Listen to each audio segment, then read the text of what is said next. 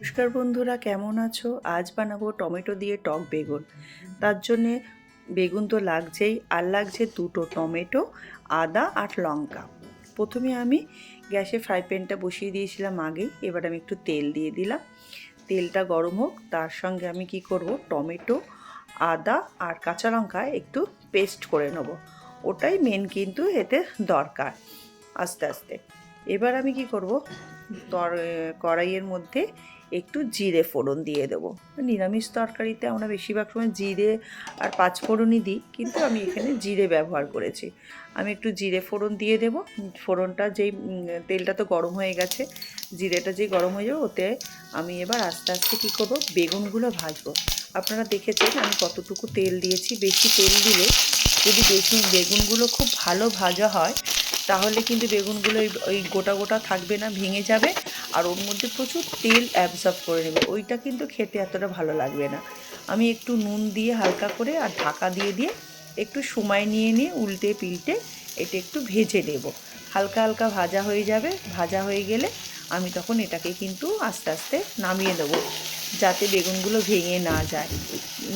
নামিয়ে দেওয়ার পর দেখুন আমার কেমন ভাজা হয়ে গেছে। আমি কিন্তু ওই তেলের মধ্যে, আমার ফ্রাই প্যানে কিন্তু একটুও তেল নেই। এবার আমি আস্তে আস্তে বেগুনগুলোকে তুলে নেব।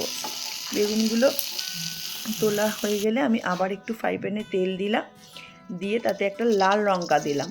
ওই যে আদার যে পেস্টটা করেছিলাম, আদা, টমেটো আর কাঁচা লঙ্কা, তার সঙ্গে জিরে গুঁড়ো, ধনে গুঁড়ো, একটু ঝাল লঙ্কা, হলুদ দিয়ে ভালো করে ওটা ভাজা ভাজা করবো। এটা গ্রেভিটাকে যখন দেখবো ভাজা হয়ে গেছে, তখন এতে সামান্য জল দেব। জল দিয়ে ভালো করে মিক্স করে নেব। মিক্স করে নিয়ে এবার এতে কিন্তু একটু নুন দেব আর সামান্য একটু চিনি দেব।